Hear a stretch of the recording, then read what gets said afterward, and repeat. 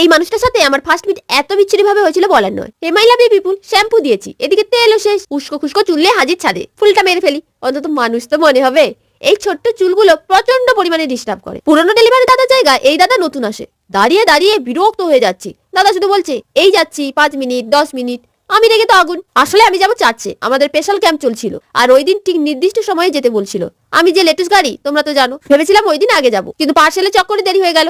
রাগ দেখিয়ে তো চলে গেলাম, কিন্তু রাস্তায় জেসাস বলছিল মানুষকে ক্ষমা করা উচিত, এটা কি তুমি ঠিক করলে? সত্যি লড়াই করলেও আমার মনে শান্তি থাকে না। পরে দেখা হতে সরি বলি, ওই দিন কেন রেগেছিলাম এটাও বলি। তারপর থেকে দাদা আসার আগে জিজ্ঞেস করে বাড়িতে আছি কিনা। যাই হোক, দাদার সঙ্গে আজকে খুব ভালো সম্পর্ক, আমার কাজে অনেকটাই হেল্প করেছে। তাই এই মানুষগুলোকে আমি ভুলি কি করে। এই কার্ডটা বাড়ির কাছে একজন নিয়েছিল, তাই একটু ডিফারেন্ট ভাবে প্যাকিং করছিলাম, বক্সে না দিয়ে। সত্যি বলতে আমার নেচারের সাথে জুড়ে থাকতে খুব ভালো লাগে। আমার বাগান থাকা সবকিছু দিয়ে প্যাকিং করেছি।